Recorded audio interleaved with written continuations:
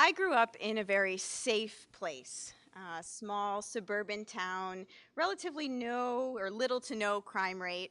I also grew up in a very safe home, very comfortable, very secure. I tend to make safe choices. I like to err on the side of caution. However, I like to push myself outside of my comfort zone. That's really important to me. So about a year and a half ago, one way I did that was to study abroad with Eastern. I chose to do a Teaching for Social Justice program. So I flew 8,000 miles away to Cape Town, South Africa. And I remember getting off the plane after a 24-hour flight, and our little group got shuttled into this old Volkswagen van that would sort of become our home for the next 6 weeks. And I remember driving into Cape Town, and it was late. It was about midnight there, so it was dark. And we went around a corner, and there was just this sea of lights. And then the next morning, I remember looking out my window, and there was Table Mountain, which is one of the 7 natural wonders of the world. And it was beautiful. If there's one thing that South Africa is, it's beautiful. It's so many things. It's a very fascinating place. There's a lot of rich cultural history, racial history. There's a lot of political corruption, economic disparity. But the people in South Africa love life, and they love to enjoy life, and they share that with you every moment that they have. Right? If you are in for an adventure, you should go to South Africa because you can bungee jump off the tallest bridge in the world. You can go shark cage diving. You can watch little penguins come out from the ocean. You can surf. You can do all these amazing, wonderful things. And so we did all of those things as we were there. On the weekends, our study abroad group would get together, and we would go do the touristy things on the weekend. But during the weeks, we would spend time with our host families. And all of us were placed with a host family that had a teacher, and we would go to school with the teacher during the week. We were all placed in elementary schools outside of Cape Town. I was placed at a school called Holy Trinity. And the first week that I went into the school, my host mom actually did not come with me. Unfortunately, a couple of days after I had arrived in South Africa and with my host family, she had found out that she had a miscarriage. And so she wasn't feeling well that week, so she didn't come to school. So my host dad took me to school. And I met with the principal, and he's like, well, since your host mom isn't here, her name was Candace, you can just go around this week and sort of visit all different classrooms and all different teachers. So he sent me with Mr. Camerdine to start. And South Africa has 11 national languages, but 2 of the most commonly spoken are English and Afrikaans. And Afrikaans is very similar to Dutch.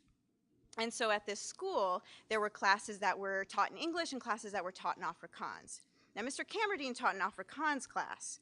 So I go into this classroom of 40 kids who are just staring at me and all speaking in this language that I don't understand. It is very fast. And Mr. Camerdine is talking with me, and he just wants to share everything about the school and this community with me, and he's also like sort of teaching at the same time. So he's explaining to me that the community that the school was in was one with a lot of violence, a lot of gang violence. There were 2 rival gangs that were sort of centered around this school. So he's trying to explain to me the home environments that these students come from. And he turns to the class and he says, anyone that has had a family member shot by a gang, raise your hand. And about 95% of them raise their hand. And then he turns back around to me and he keeps talking, and they keep going on with their business like it's no big deal. But it was a big deal to me. It was startling that that was so normal to them. So that was sort of the first time that I was beginning to become a part of this world and these students' lives. And so the week goes on, and I instantly fall in love with the students, and they were so joyful and so affectionate and loving, and they just wanted to know everything about me, and is America nice, and do you know Michael Jackson, and all these things. And I had to disappoint them and tell them that I didn't know any of these celebrities that they thought I was best friends with. So it was this great week, and when I was talking to Mr. Cammerdine, this young man comes into the room, and he shakes my hand, and he says his name, which is Mr. McQueen, and he was so positive and uplifting. He was a first-year teacher. He taught math, and he also coached football, or soccer, as we call it, and he was so enthusiastic. He was so excited to be there and teach. And it was just really exciting to meet him and see all this positive energy that he had for the students. Because as I would go around, I noticed that a lot of the other teachers were very tired. They were frustrated with the system that they were in. Only 20 years out of apartheid, the economic or the education system in South Africa is still suffering a lot from that. And so they were frustrated with, the resources that they didn't have, and jaded. But not Mr. McQueen. He had this energy and this belief in his students that was so refreshing. And so the week is great. The weekend I go away with my group from Eastern, and I think that weekend we went shark cage diving, which was awesome.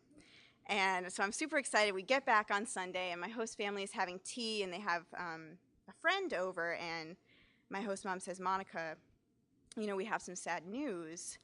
On Friday, one of the teachers at school passed away. Mr. McQueen had unexpectedly had a seizure, and he died. And so this was very shocking. And, I just met this person, so I just was still kind of in shock. And we go into school the next day, and all of a sudden I'm, in this school that I'm still kind of a stranger to, but I'm experiencing this very tragic loss right alongside of them. And I'm there when the principal goes into Mr. McQueen's class and explains why he's not there. And one of my students came up to me, and he had had a bad dream, and Mr. McQueen was in it, and he was feeling guilty, and he thought that maybe it was his fault.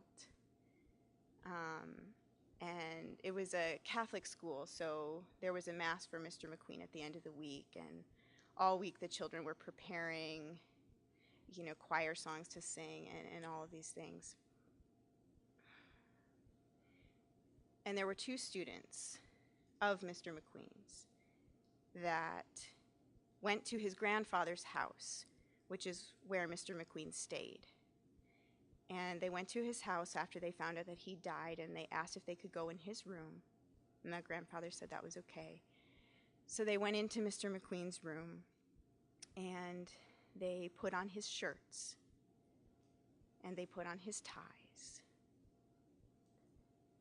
because they wanted to remember what he smelled like. And our sense of smell is so closely related to our memory and can evoke such strong feelings, and in this case, feelings of comfort. Really all they had to hold on to.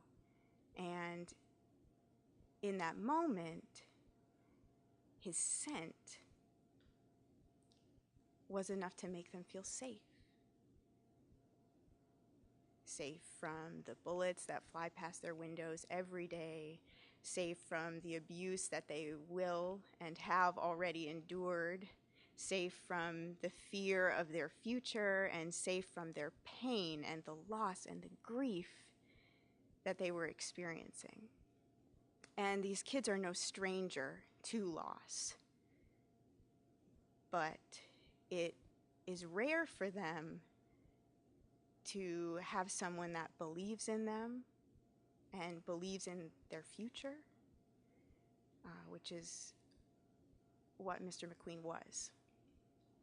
And so I hope that they can take that feeling of comfort with them as long as they can. I spent about 4 weeks in the school and had an amazing experience. I was in South Africa for 6 weeks total and went on several adventures and had the time of my life. But it was my time at Holy Trinity that impacted me the most, and that time is where I have my fondest memories. And I returned home safely,